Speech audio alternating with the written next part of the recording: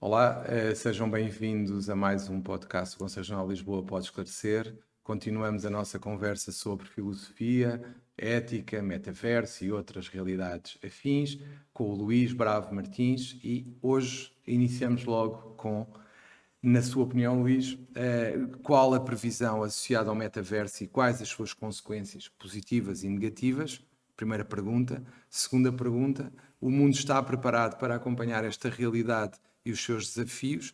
Precisaremos mesmo de uma vida virtual, a nossa ou outra qualquer? Estas são as questões que eu penso que são quase filosóficas, mas que se calhar começamos pelas consequências positivas e negativas e depois passamos ao resto. É isso mesmo.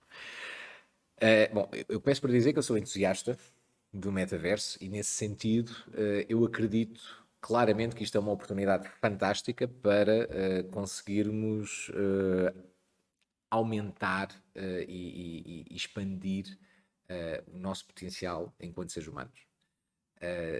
Acho que temos aqui uma capacidade brutal de fazer muito, muito, muito pela educação, pela sustentabilidade, pela capacidade de construção de novos projetos, tanto sociais, ou de relevância social, de relevância económica. Portanto, eu acredito sinceramente que estamos perante algo que vai ter um impacto transversal, muito positivo. Pelo facto de ter um impacto transversal, também terá aqui consequências negativas que são que nós temos, que são desafios. E que nós Isto faz temos quase lembrar aquela frase do, penso que era o Homem-Aranha, com grandes poderes vêm grandes responsabilidades. E é no fundo o que está aqui em causa, porque se por um lado temos uma realidade atrativa e que pode ser muito melhor para todos, também temos quase o lado negro da força, que é o que assusta. Precisamente. E o tema, no fundo, é que a nossa relação com plataformas digitais e o nosso historial não é muito famoso.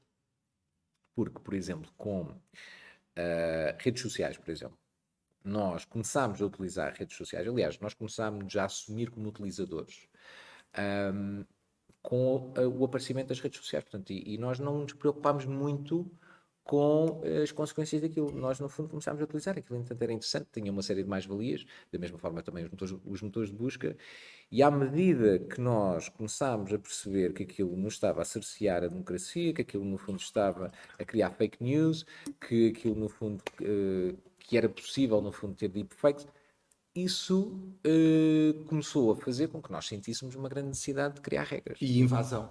É a nossa privacidade, precisamente, também. E deixa-me só dizer-te uma coisa, não te esqueças do que vais dizer a seguir, mas houve uma ideia que falámos até antes do podcast ser gravado, que era a ideia da diferença entre utilizadores e pensadores, porque uma das coisas que nós notamos hoje em dia é que, de facto, há muito pouca crítica, muito pouca reflexão, muito pouco pensamento no que se vê nas redes.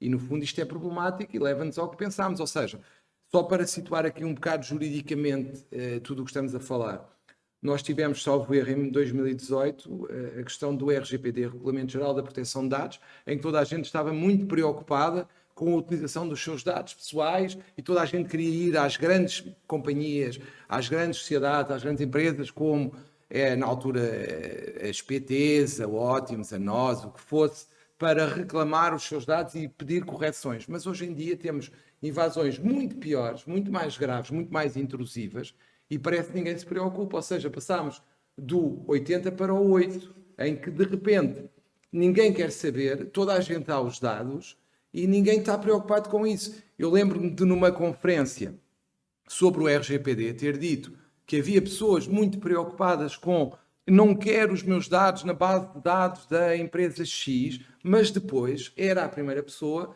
tirava fotografias a tudo o que fazia no dia e que se deixava localizar pelas redes e se localizava pelas redes quando tinha ido reclamar porque o seu nome, qualquer coisa, estava na base de dados X. E é este o paradoxo que nós temos neste momento. Precisamente. E isso, no fundo, parece-me, deve ser Eu essencialmente... interrompi-te, mas... Não, é isso mesmo, é isso mesmo. A nossa experiência com as plataformas anteriores trouxe-nos isso. Trouxe-nos, por um lado, uma desvalorização em relação àquilo que são os dados privados, porque a cedência dos dados privados permite-nos aceder a um volume de serviços muito interessante, mas depois nós não percebemos, porque aquilo é uma caixa negra, nós não percebemos muito bem como é que os nossos dados privados vão ser utilizados. O que percebemos é que 5 das 10 maiores empresas do mundo são as Big Tech que ficam com os nossos dados privados. Portanto, E que lucram com os nossos dados. Exatamente. É isso mesmo. E esse é o grande tema. E agora, vamos só fazer aqui uma ponte com aquilo que falámos na primeira parte. Realidade virtual, por exemplo. Até agora, ficam com os dados que... estas Big Tech ficam com os dados que no fundo são os dados do meu teclado.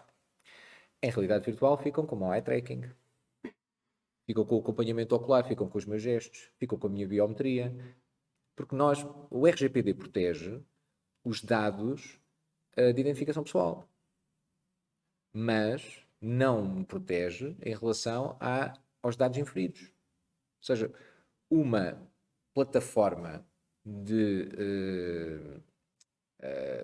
por exemplo, uma rede social pode tirar inferências, por exemplo, em relação à altura do chão a que está a decorrer um gesto.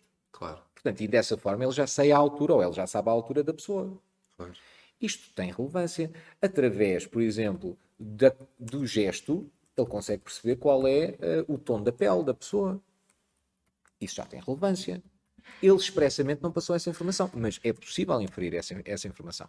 E o tema, no fundo, é que o volume deste género de informação que é recolhido só em realidade virtual, atenção que eu não estou a falar de tudo o resto, já é muito significativo. Portanto, não precisamos de ir para o metaverso. Hoje, isso já é muito significativo. Agora, o tema é, de repente, nós temos esta experiência com realidade virtual, temos, entretanto, as experiências que não, com redes sociais.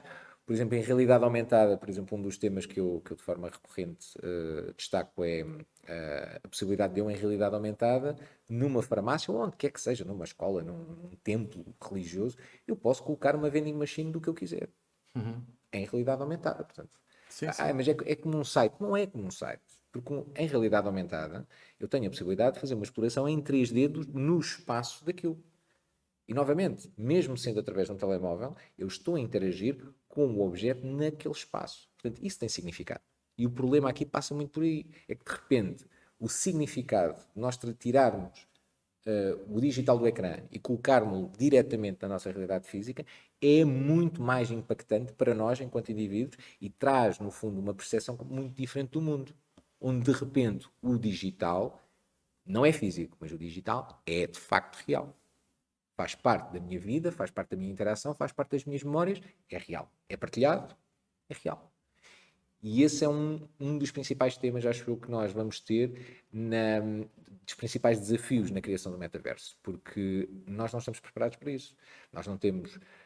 Se antes nós não tivemos a capacidade de prever para prevenir e para criar, no fundo, regras que de alguma forma nos salvaguardem, e ainda estamos agora a tentar descobrir como sair desta lógica de sermos meros utilizadores para pensarmos de facto o que é que pode ser esta plataforma. No fundo, o que estás a dizer, só para simplificar um pouco, é que nós ainda estamos a tentar perceber o que nos aconteceu em termos sociais e de Estado de Direito com as redes sociais e já estamos, perdoa uma expressão, a levar com uma outra realidade que ainda estamos mais longe dela do que... Se nem nas redes nós ainda conseguimos, e basta ver o que acontece com as eleições e o que tu referiste em relação a fake news, e o Brasil, que vai ter eleições brevemente, será seguramente um exemplo disso que referiste, e do risco que é para o Estado de Direito a existência dessa realidade. E ainda temos a União Europeia a discutir como é que vai regular a questão das fakes e tudo mais, e já estamos com outra em cima. Com o drama de que neste momento estamos a repetir a história de tudo isto estar a ser construído por tecnólogos. E é isso que nós temos para de alguma forma conseguirmos prevenir e evitar o erro que nós fizemos com as plataformas anteriores. Parece-me que o primeiro passo passa por envolver e por interessar, e aliás aquilo que me motiva hoje também a nossa conversa é nesse sentido, pessoas com outro nível, outro tipo de competências que nos ajudem e que se interessem, no fundo, a explorar estas plataformas, as suas características, mas que depois que ajudem, dentro da esfera pública, a dimensionar os vários problemas que existem, porque os problemas continuam a ser os mesmos. Simplesmente nós agora vamos ter lá está, uma nova realidade, onde esses problemas e onde essas questões se vão manifestar. São novamente desafios que eu acredito que nós podemos socialmente vencer, mas que só vamos conseguir fazê-lo com, lá está, de um lado, a noção de que isto não é mais uma plataforma tecnológica e os tecnólogos não vão resolver isto, também não resolveram até agora. E notem, os tecnólogos eu estou a incluir-me lá, certo? Portanto, nós não vamos resolver isto.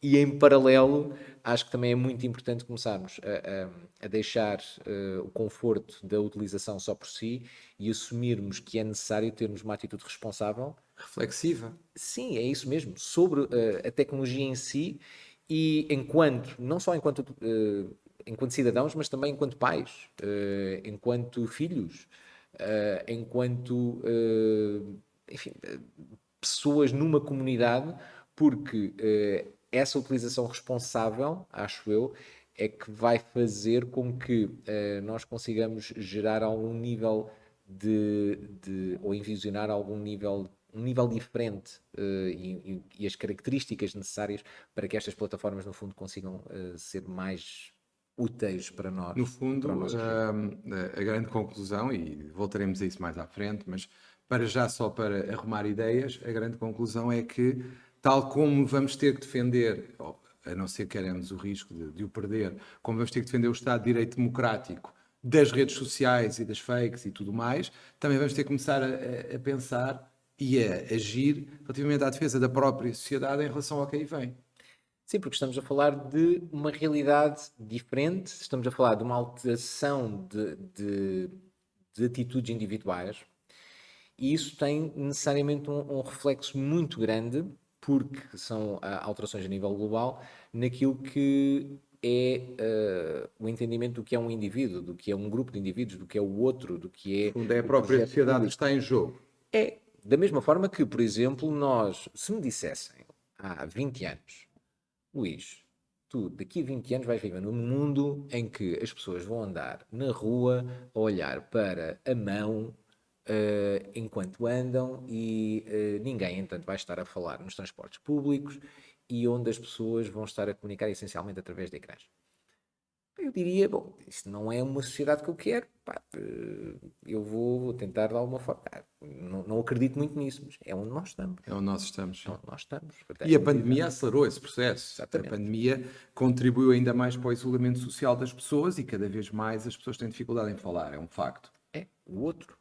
Aliás, eu partilhava contigo um estudo a que acedi para um livro, partilhei contigo, que entretanto estou também a ultimar, e onde os participantes nesse estudo eram da Generation Z e Millennials, e onde penso que eram 70, não, eram mais de 60% que diziam, quando instados sobre qual a funcionalidade que eles retiravam do seu telemóvel, em primeiro lugar, caso tivessem de prescindir de uma, mais de 60% responderam a voz, a chamada de voz. Portanto, e isto é uma diferença fundamental em relação, por exemplo, à minha geração e à minha noção do que é um telemóvel.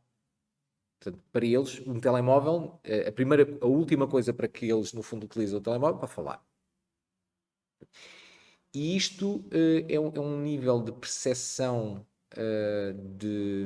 geracional que penso que falta. E mais do que faltar, destaca bem o nível de transformação que nós estamos a falar. E tu achas que nós precisamos mesmo de uma vida virtual, como o Mark Zuckerberg disse, que queria transformar o Facebook no seu metaverso num período de 5 anos? Isto faz sentido? Acho que, bom, eu não tendo uma simpatia particular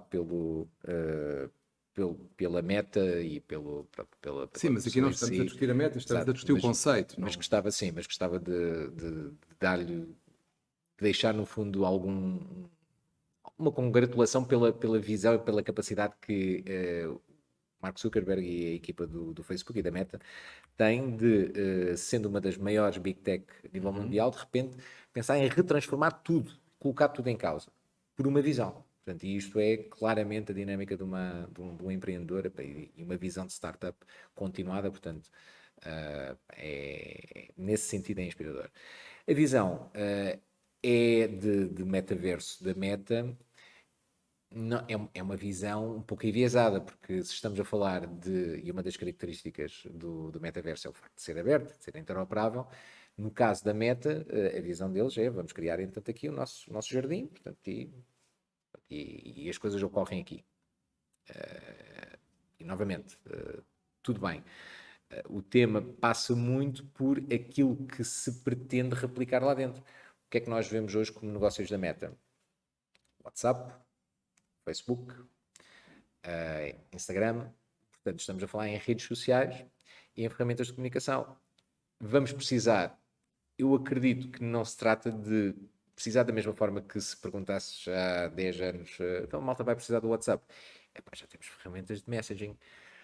Vai haver, acho eu, uma grande oportunidade para estas plataformas, porque de repente elas vão criar um conforto e criar espaços de interação que vão ter novas formas para as pessoas se entreterem, para as pessoas se educarem, e isso, acredito, vai criar muitas oportunidades, mas depois também vai criar os riscos que nós E referimos. diz-me o seguinte, já agora concretizando, o que é que nós podemos esperar no trabalho, na educação, no entretenimento, na economia, no consumo, nos investimentos, em tudo o que faz parte da sociedade, em termos de transformações com o metaverso?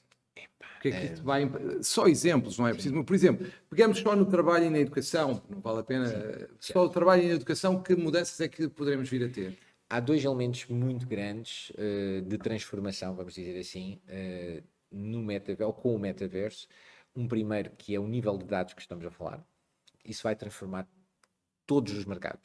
O nível de dados que vão estar a ser recolhidos e que vão estar a ser enquadrados nos negócios.